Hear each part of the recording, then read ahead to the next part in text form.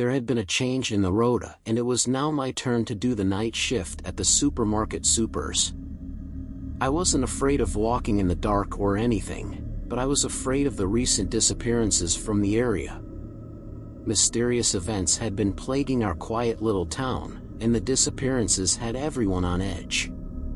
Despite my unease, I needed the extra money, so I reluctantly accepted the night shift at Supers. On my first night, the supermarket was eerily quiet, the only sounds being the hum of the overhead fluorescent lights and the occasional creak of the old building settling. The empty aisles stretched out before me, and I shivered as I moved through them, stocking shelves with cans of soup and boxes of pasta. For some strange reason, I had a hunch that this would be a long night ahead of me. As the hours ticked by, my fear of the dark slowly ebbed away, replaced by boredom. I was just about to take a break when I noticed a strange bag sitting on one of the checkout counters. It was a plain brown paper bag, unmarked and unassuming. What caught my attention was the way it seemed to shimmer with an otherworldly, almost ethereal glow in the dimly lit store. Curiosity got the best of me, and I approached the bag cautiously. When I reached out to touch it, a strange sensation washed over me, as if the air around me had grown colder. I hesitated for a moment before I finally decided to pick it up. The bag was surprisingly heavy, and I couldn't resist the urge to peek inside. I carefully unrolled the top of the bag, and as I did, a putrid odor assaulted my senses. Inside, I found a grotesque assortment of decaying, maggot-infested vegetables, rotten meat, and spoiled dairy products. I retched and quickly resealed the bag, pushing it away from me in disgust. Isn't this some form of witchcraft? I muttered to myself, revolting around the stench that had previously infiltrated the aisle. I couldn't understand how such a disgusting bag ended up in Supers, and it sent a shiver down my spine. I decided to dispose of it in the store's trash compactor, hoping that would be the end of it. But as I walked toward the compactor, the bag seemed to grow heavier with every step. It was as if some unseen force was pulling me closer to it. My heart raced as I reached the compactor, and I hesitated before finally forcing the bag inside. The machine roared to life, crushing the disgusting contents. I breathed a sigh of relief, thinking I had rid myself of the disturbing bag. Thank God, I whispered, I had finally removed it. Sure you did, something whispered back. I whipped my head around, looking frantically across the store to see who it was. But there was no one, and I was engulfed in my own darkness. I decided not to question it any further and bolted out of the supermarket. That night, as I lay in my small apartment, I couldn't shake the feeling that something was terribly wrong. My dreams were filled with nightmarish visions of the bag, its contents crawling out and enveloping me in a sickening embrace. I awoke in a cold sweat, the images of the bag's contents etched into my mind. The following night, I returned to work, hoping to put the bizarre encounter behind me. But as I entered the supermarket, I saw the bag sitting once again on the same checkout counter. My heart pounded in my chest as I realized that the bag had somehow returned. I couldn't ignore it this time. I picked it up and, with a sense of dread, unrolled the top once more. The contents were even more repulsive than before, and the stench was overwhelming. It was as if the bag itself was feeding on my fear and disgust. Desperation clawed at me as I rushed to the trash compactor, determined to destroy the bag for good. Once again, it resisted being disposed of, its weight seeming to increase with each step. I pushed it into the compactor, and this time, I watched as the machine crushed it beyond recognition. That won't cut it, the same whisper sung. Terror filled my entire being as chills went down my spine. The nightmares didn't stop. The bag continued to haunt my dreams, its foul contents seeping into every corner of my mind. I became a sleep-deprived wreck, unable to escape the relentless terror that had taken hold of me. As the days turned into weeks, I knew that I had to uncover the truth behind the cursed bag, no matter the cost. It was clear that the supermarket held secrets far darker than I could have ever imagined, and the only way to break the cycle of fear was to confront the malevolent force that had latched onto me. But now I am the contents inside the bag, and I can no longer escape the curse that has engulfed me for generations on end. Story 2. Working at a supermarket had been a dream come true for me, but it was a dream that was quickly crushed. It all started when I took my second shift. Everything had been going normally in the store, and I had to stack up some food in the frozen aisle. As soon as I entered, it became extra chilly. The sensation was far colder than any freezer should have been, and it sent shivers down my spine. But it wasn't just the temperature that was unsettling, it was something more sinister. I couldn't pinpoint it at the time, but I felt an otherworldly energy lurking in the presence of the frozen aisle. The low hum of the refrigerators was accompanied by a soft, eerie whisper that seemed to come from nowhere and everywhere at once. It was as if the very air in this aisle was tainted with a malevolent force. Reluctantly, I began to place bags of frozen peas and boxes of ice cream onto the shelves, trying to ignore the strange sensations crawling over my skin. The cold seemed to seep into my bones, making my fingers numb, and I struggled to maintain my composure. As I worked, I couldn't help but glance around, trying to locate the source of this unnatural presence. That's when I noticed it. A solitary freezer door at the far end of the aisle was slightly ajar. The cold air seemed to be emanating from that particular freezer. I approached it with caution, feeling an inexplicable sense of dread. The pale, flickering light inside revealed a scene that defied all reason. It all felt too surreal to think about, but here I was, standing in front of something evil. Inside the freezer was not food, but a frozen tableau of a surreal and horrifying nature. I saw a hand, frozen mid-reach, fingers contorted in a desperate grasp for help. Then, my eyes trailed down to reveal a face, locked in a silent scream, the eyes filled with a terror that sent a chill deep into my soul. Panic surged through me, and I stumbled back from the freezer, slamming the door shut. My heart raced, and my thoughts swirled in a maelstrom of fear. I couldn't fathom what I had just witnessed. How could something so macabre exist in a simple supermarket freezer? It's impossible. There's no way. I screamed out loud. Everyone in the store gave me confusing looks, as if I was the crazy one. I knew I had to alert someone, so I hurried to find my manager. When I explained what I had seen, my manager's face paled, and they led me back to the frozen aisle. But to my shock, the freezer was now empty, devoid of any horrors I had witnessed. My manager reassured me that there must have been a malfunction, a trick of the light, or perhaps even a prank by a coworker. But I knew what I had seen was real. The sinister aura lingered in the aisle, and I couldn't shake the feeling that something deeply unnatural had taken place. However, I know what I saw for myself. I knew that I wasn't going crazy and that there was a hidden phenomenon in the supermarket. As my shifts continued, I found myself drawn to the frozen aisle, unable to resist the urge to investigate further. Each time I entered, the cold intensified, and the whispering grew louder. The eerie presence seemed to beckon me, pulling me deeper into its web of chilling terror. I soon realized that I was not alone in my obsession. Other employees began to experience the same unnerving phenomena in the frozen aisle, and fear permeated every corner of the supermarket. It became a place where reality blurred with the paranormal, and the line between the living and the dead seemed to thin. The time had come to unravel the secrets hidden within the frozen aisle, to confront the malevolent force that had taken residence in the heart of the supermarket. As my obsession with the haunted frozen aisle deepened, so did the unsettling occurrences within the supermarket. Employees reported strange apparitions, chilling whispers, and even some claimed to have seen the frozen horrors themselves. I knew I couldn't be alone on this. The store's reputation plummeted, and customers began to avoid it, their fear palpable.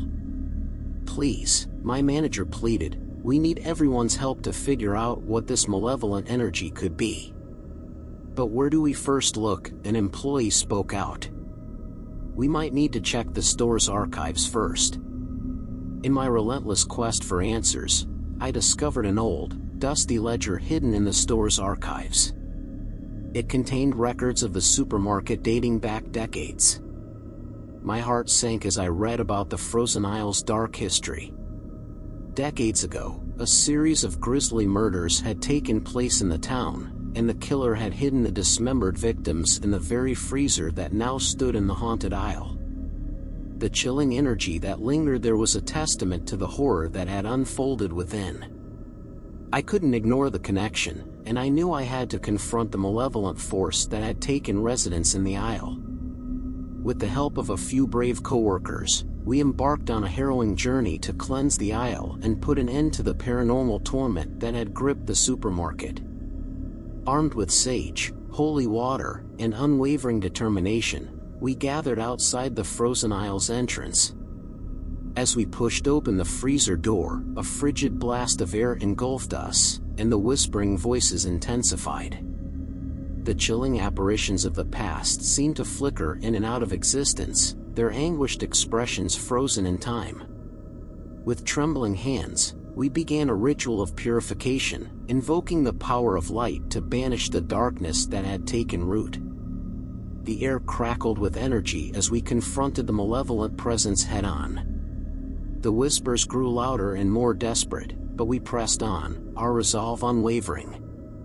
Suddenly, a blinding light erupted from the freezer, and an agonizing, inhuman scream filled the air. The frozen horrors contorted and writhed in a grotesque display of agony before disintegrating into a fine mist. The once frozen aisle was now cleansed, bathed in a pure and peaceful light. As we stepped out of the aisle, we knew that we had succeeded in breaking the curse that had tormented us for so long. The supernatural energies had been banished, and the supermarket was finally free of its sinister influence. The supermarket slowly returned to its former self, and customers began to return.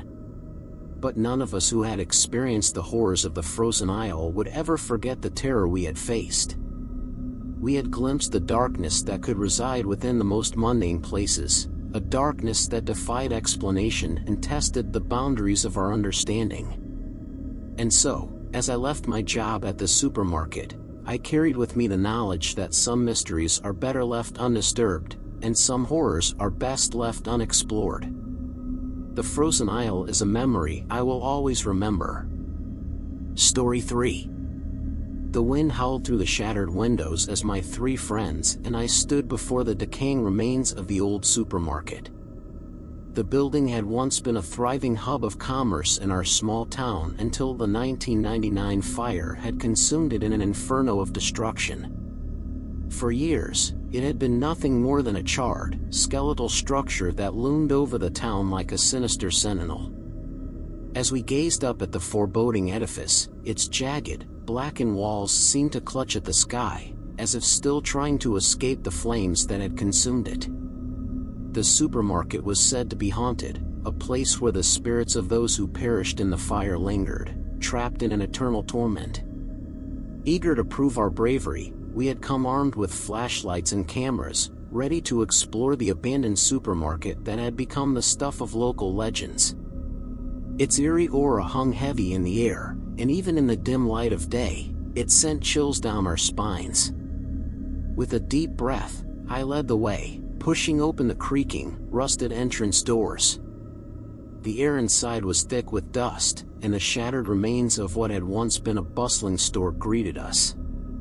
The empty shelves lay in disarray, their contents having long turned to ash. "Whoa, this place is so big," one of them spoke out. As we moved deeper into the supermarket, strange sounds echoed around us. Whispers, faint and distant, seemed to brush against our ears, and the soft, mournful cries of an unknown source filled the air. Our flashlights cast eerie, dancing shadows on the scorched walls, playing tricks on our senses. We cautiously made our way to the remnants of the frozen aisle. Despite the lack of refrigeration, a palpable chill settled in the air, much colder than the already chilly day outside. Our breaths materialized in front of us, forming ghostly shapes in the frigid atmosphere. Suddenly, a figure, barely visible, darted across the aisle. Our hearts pounded in our chests as we hurried after it, our flashlights swinging wildly. The specter led us on a disorienting chase, disappearing and reappearing in the flickering beams of light. "What was that?" I asked, petrified. "I don't know," one of my friends replied. As we pursued the apparition, we stumbled upon a desolate office area. The room was in a state of disarray, as if it had been abandoned in a hurry. Papers, scattered and yellowed with age, lay strewn across the floor. An old ledger, half-burnt and barely legible, sat on a desk, its contents hinting at some nefarious secrets. The whispers grew louder, the voices more distinct now, speaking words of anguish and despair. It was as if the supermarket itself was trying to communicate with us, revealing its tortured history. The ghostly voices seemed to overlap, forming a haunting chorus that filled the room. I strained to listen, attempting to decipher the stories that the spirits were desperate to convey. They spoke of the frantic screams and the desperate cries for help as the flames consumed the supermarket. They spoke of trapped souls, lost in a labyrinth of darkness, unable to find their way to the light. One voice, clear and mournful, seemed to rise above the rest. It told the story of a young stock clerk, Mary, who had been working in the store the night of the fire. Mary's tale was one of bravery and sacrifice as she had tried to lead her coworkers to safety amidst the chaos and the encroaching flames.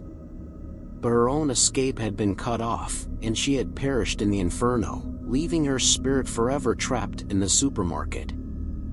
Another voice, more distant and ethereal, whispered of an unknown malevolent presence that had lured the supermarket into darkness long before the 1999 fire.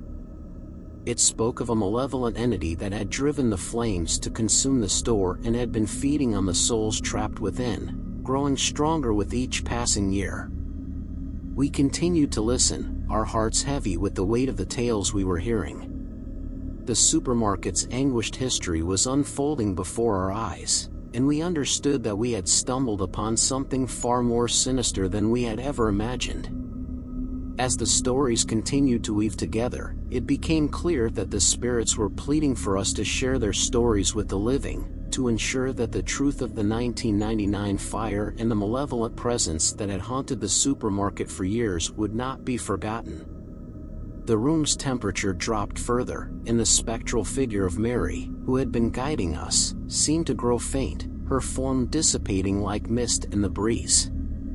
With a final, mournful gaze, she reached out toward us one last time, and her hand slipped from mine. Her voice faded away, and the room fell into an eerie silence. We left the office, our heads spinning from the revelations we had uncovered, but we knew we couldn't ignore the spirit's desperate plea. We were now the custodians of their dark history, and it was our responsibility to share their stories, to ensure that the malevolent presence was banished, and that the souls trapped in the supermarket could finally find peace. The abandoned, haunted supermarket held secrets that had been silenced for too long, and as we left its decaying walls, we carried with us the heavy burden of being the living witnesses to its tortured past, determined to shine a light on the darkness that had long haunted its halls. Suddenly, the ghostly figure that had led us here materialized before our eyes. It was a spectral woman, her face contorted in agony, her clothes charred and tattered. She extended a bony hand, her eyes filled with an unspoken plea for help. The others screamed in terror, but I couldn't tear my gaze away from the apparition. At that moment, I understood the truth. The spirits of those who had perished in the 1999 fire were trapped here, seeking release from their eternal torment. They were desperate for someone to hear their stories, to understand the horrors they had endured. With a shuddering breath, I extended my hand to the ghostly woman. As our fingertips brushed, a searing cold shot through me, but it was not a malevolent chill. It was a touch that held more sadness than any living person could ever know. "We hope that your souls can rest in peace," we all whispered in unison. The supermarket had been the stage for a tragic chapter in our town's history, and its restless spirits longed for their stories to be heard. They had chosen us as their vessels, their messengers, and in that moment, I made a silent promise to share their tales with the living. We left the abandoned, haunted supermarket that day, forever changed by our encounter with the spirits of the 1999 fire. As we stepped back out into the fading daylight, we carried with us the weight of their suffering, a reminder that the past could never truly be forgotten, and that some legacies could not be extinguished by even the most devastating of fires.